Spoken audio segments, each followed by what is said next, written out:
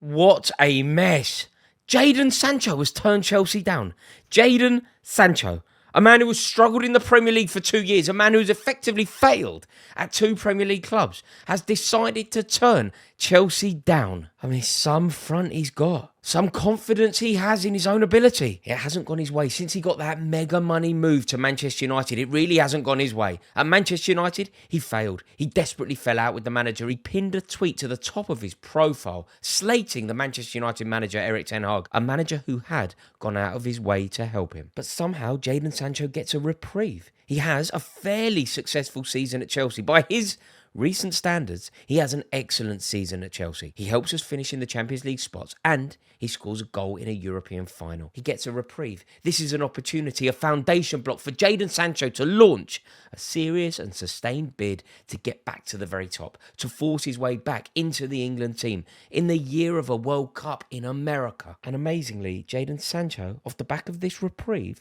has decided to turn his back on Chelsea. He has allowed a wage demand to stand in the way of his football. And the story of Jadon Sancho, it gets more and more complex, more and more layered, and to be totally frank, more and more sad, because Jadon Sancho is a fantastic footballer, but he allows so much to get in his way that we never really see the true Jadon Sancho on a football pitch. We've seen glimpses this year. We've seen moments this year. And I truly hoped that Jadon Sancho was going to get back to the very top. But Chelsea won't match his Manchester United wages, completely fairly and justifiably, by the way. And Jadon Sancho has therefore said no to the move. He has allowed money to get in the way of his football career. And now we're going to have a conversation about Jadon Sancho going back to Manchester United, a club that, let's be frank, he totally despises. He's fallen out with that club time and time again. He's effectively implied that it's a prison when he tweeted the word freedom upon leaving the club. He has fallen out with the Manchester United manager. Now, the office of Manchester United manager deserves respect, whether you respect the manager or not. And now he's going back there because he didn't want to make it work at Chelsea. He had a fairly successful loan spell. The stint can be painted in a very positive colour. It's a club that he supports, and yet he's let the wages stand in the way. I mean, at one time, Jadon Sancho was the hottest prospect in European football. And now he won't sign for a club that won't match the wages that Manchester United ridiculously put him on. There isn't going to be a club in European football that will give him anything close to the money he's on now. So I feel like he has two options. Stay at Manchester United, maybe sit on the bench and see your contract out, maybe force your way into Ruben Amorim's plans, although I see that as rather unlikely, or move to the Saudi Pro League. It feels like that will be the only part of the world that will even come close to matching the wages that Jadon Sancho is currently on. And it's a shame, because lurking within, I've seen a whisper of it, even at Chelsea, there is a tremendous footballer in Jadon Sancho. But sadly, it feels like he is never going to fulfill that true potential. Helping me go through it now is the wonderful Anil Kandola. Anil Kandola and I work at TalkSport together. He's a Manchester United fan and he can help shed some insight on the Jadon Sancho saga from a Manchester United perspective. Anil, welcome on the channel, sir. Right, Anil, what is going on with Jadon Sancho? You're obviously a Manchester United fan. How does this resonate with you? This news can't be ideal from your perspective. No, it really isn't, Rory. I remember, I think it was very late on in that transfer window. I was actually on your show with Addy on TalkSport to break the news that Jadon Sancho will go to Chelsea. And I remember that this would have been something that I think all parties would have been potentially excited about, not just Manchester United for getting rid of him, but also Chelsea. If there was ever going to be a club where this was really going to work for Jadon Sancho, it would have been Chelsea. He's a Chelsea boy. He loves Stamford Bridge. That was the place he really wanted to play his football. And now you fast forward all of this time, you just think, what on earth has happened? I just want to take you through a little stat that I saw. It was Stefan Borson, who's the football finance expert, and he put on Twitter. I've got the tweet up here. It says, if all United got for the Sancho deal was 5 million and a half contribution to his wages, he cost United something around 20 million, which is 10 million wages and 15 million as well, added on to play the entire season for Chelsea. So just when you thought this couldn't get any worse from a Manchester United perspective, you realise the sheer amount that it's cost just to get him to play in the colour of blue. I don't know what you think here, Rory, but I'm not sure anyone was overly excited in terms of Jadon Sancho, finding the form he was at Borussia Dortmund, which really put him on the map of European football. But the way this has turned out, it really does make you worry from the player's perspective. Where the hell does he go from now? You know, his reputation almost is absolutely in the bin. You've got two football clubs that were almost fighting to get rid of him, which I don't really remember ever a situation happening. I'm not sure if you can. No, I really can't. And I mean, this is just mortifying for him. Like, this is so low for him personally. Like, a club is desperate, so desperate, in fact, that it will pay 5 million quid just so that they don't have to have the player, so that we don't have to honour the contract. We are ready to give Manchester United 5 million quid. Like, do you remember when he was tweeting freedom and all that? Like, I just can't believe it. And he's effectively not going to Chelsea because he isn't ready to take a hit on the wages that Manchester United were giving him. Where on earth is he going to find a club ready to match the wages that Manchester United ridiculously and embarrassingly put him on? That is the big point and the big problem here, not just with Jadon Sancho, but also with, I think, Marcus Rashford. Nothing quite says freedom like getting recalled back to your jail sentence, does it, Rory? So he's not going to be too happy at the fact that he's back in prison, as he would probably describe. But jokes aside, this is the massive problem here. I think players like Jadon Sancho and Marcus Rashford, there would be suitors out there, there would be Premier League teams potentially and teams across Europe that would be willing to almost take that risk to see if they can be the team that allow that player to find his form and really reach the heights that we all believe they can.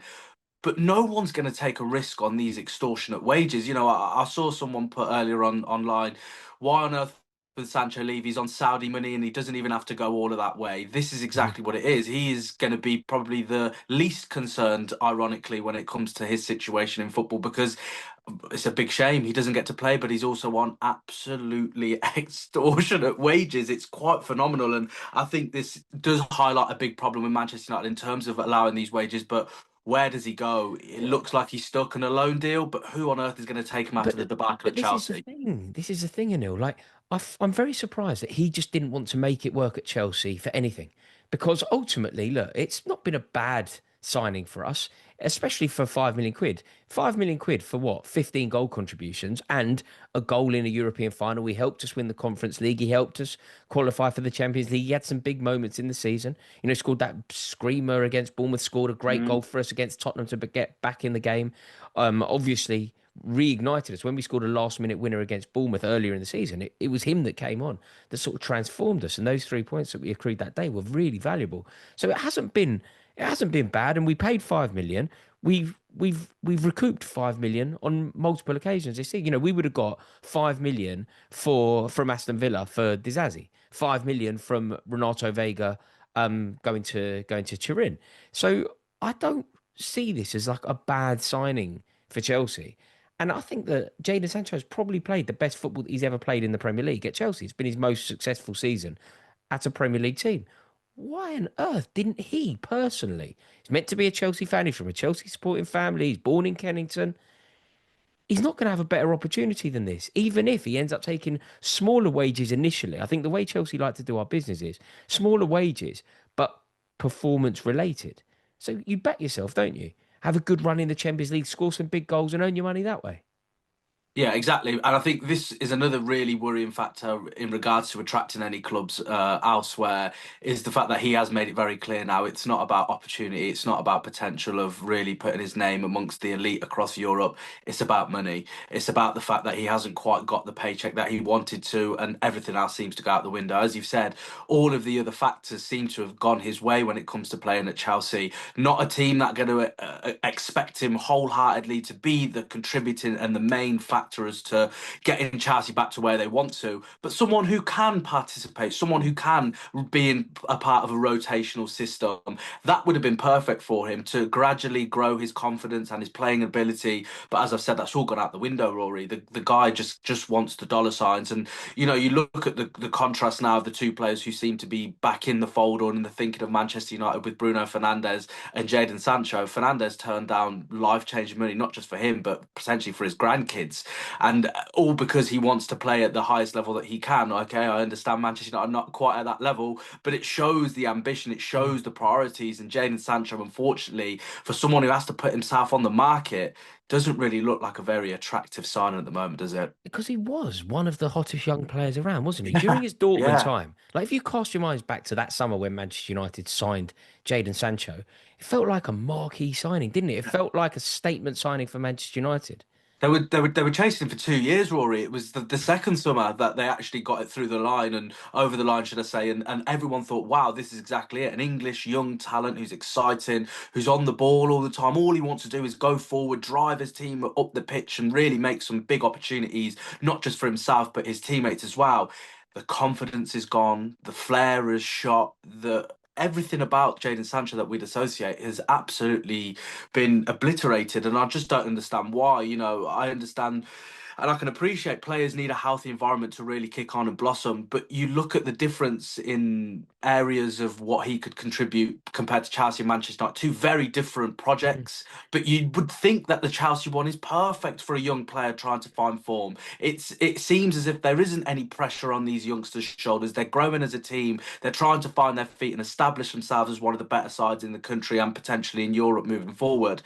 And you think to yourself, what more could a player want? And Do he's you just know, put it all down the bin. from our perspective, right, when I think about Jadon Sancho overall at Chelsea, it's cost us 5 million quid. But it's been quite a good signing, really. He's contributed, he's done his bit. I'm surprised that he wants to leave. I think that maybe tarnishes it a touch, the fact that he could have stayed and he's opted to leave. But overall, I kind of wish him well, and I think that he was a good player for us and contributed to some very important moments. He's now back at Manchester United, the club that he desperately wanted to leave, a club where he's already fallen out with a Manchester United manager. And like whatever you think of Eric Ten Hag, the office of Manchester United manager needs to be respected. So it doesn't bode well for Ruben Amorim. It's he's got a player in the camp who has clearly disrespected a Manchester United manager previously. Now Ruben Amorim needs to make it work. For Chelsea, I think we're going to be fine. We might have to look over that side, sign a left-sided player, but we have options and we have the ability to do that. This is just terrible news for Man United, isn't it? Will he Yeah, play yeah. for you again, Anil? Will Without Jadon Sancho be in your squad? Do you think he'll be in Ruben Amorim's plans? It's a great question. And I think, as you've already said, the fact that he ended so sourly, and it wasn't just with, a big spat with a player potentially, or falling out with the camp or the non-player staff or even the fans, Ruben Amorim will be very understanding of the fact that he fell out and left Manchester United because of a massive bust up with the manager. And like you said, whatever you think of Eric Ten Hag, you have to respect and understand the fact that he is the man who calls the shots. And whether or not you like it, you have to go with the manager's decision. And Ruben Amorim strikes me more as of a stronger individual when it comes to making them decisions. We only have to look at what he's been like with his system. Very rigid, no changing. This is my way, or it's the highway for these players. And we've seen that already. Whether or not he'll play for Manchester United again will be an interesting one, because if he doesn't find any suitors, I think it will be in the best interest of everyone for him to be in the camp of Manchester United. Because if other clubs know, well, he's surplus to requirements, he's not going to play a minute in your kit, then we can get him at a cut price, or we can get him at a much lesser price than we anticipated anyway. So I think it would benefit everyone if he's playing. Whether or not that's with Manchester United, I don't know. But as you've already said there, from a Chelsea perspective, 5 million quid for a guy who popped up with a Mm. couple of good goals, had some decent memories, wasn't terrible, and he certainly wasn't amazing. I think about £5 million worth of a punt, especially given how Chelsea are managing the books with certain players and loanees and all of that kind of stuff.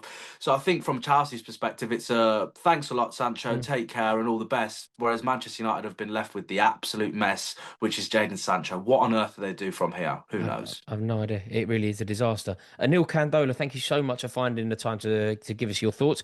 Really do appreciate it. Thank you very much, Rory. When you ever get an opportunity, I explained to you, I think in the recent times anyway, when you get the opportunity to speak to Cole and York, you and Addy, then you always take it. So I'm not sure which one you are when it comes to Cole and York, but I'll always be happy to join you, mate. Thanks a lot, and Always I'm an sure honour we'll to have catch up you on, soon. mate. Thank you so much.